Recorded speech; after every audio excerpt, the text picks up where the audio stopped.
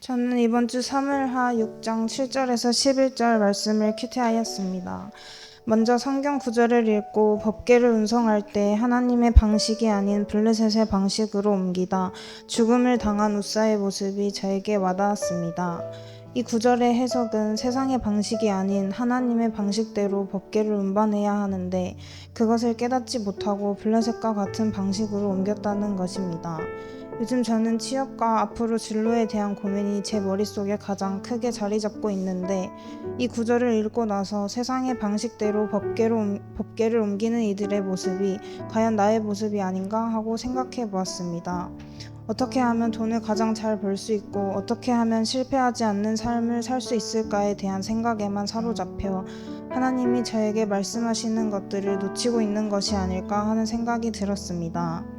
이어 아비나답의 집에 20년이나 법궤를 모시고 있었음에도 불구하고 아비나답은 복을 받지 못했다고 성경에 나와 있었습니다. 나눔지 3번에 하나님을 사랑하는 마음이 없으니 법궤를 방치했고 가장 복을 받을 만한 자리와 위치에 있음에도 복을 받았다는 기록이 전혀 없었다는 이 구절을 읽고 굉장히 찔리는 마음이 들었습니다.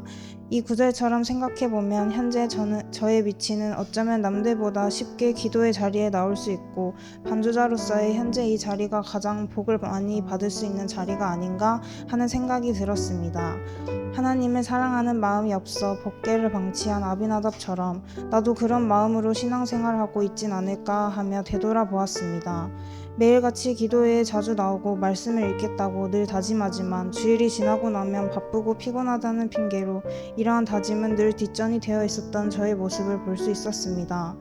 법궤를 운반하는 규례가 있음에도 관심이 없어 결국 하나님 말씀에 대한 무지로 인해 우사가 죽게 되었고 어쩌면 지금 내가 밥 먹듯이 하는 이 진로에 대한 고민들로 하나님 말씀을 뒷전으로 여기다가 나도 우사처럼 벌을 받진 않을까 하는 생각도 들었습니다.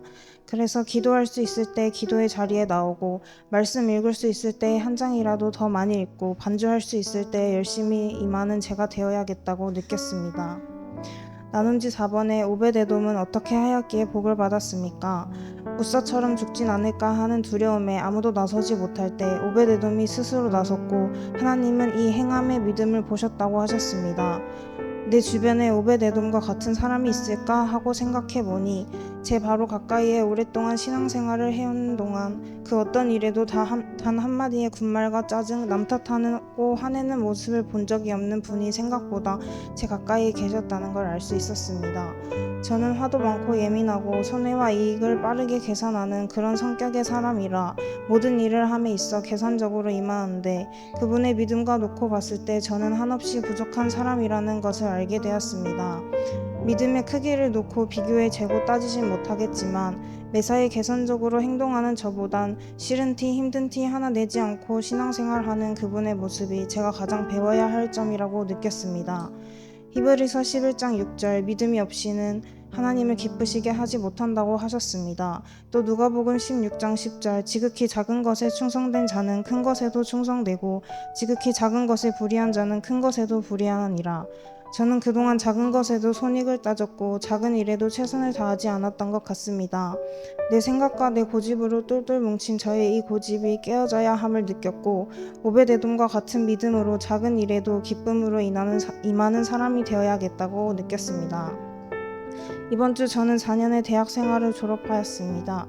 4년 동안 크고 작은 일들이 많았음에도 무사히 졸업을 할 수 있게 해주심에 감사하였고 졸업하는 게 실감이 잘 안 났는데 친구들과 언니 오빠들이 저보다 더 축하해줘서 감사한 한 주였습니다.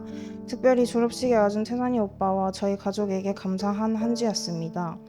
앞으로 저의 취업과 저의 가족들의 건강 그리고 또 은광교회를 위해서 기도 부탁드립니다.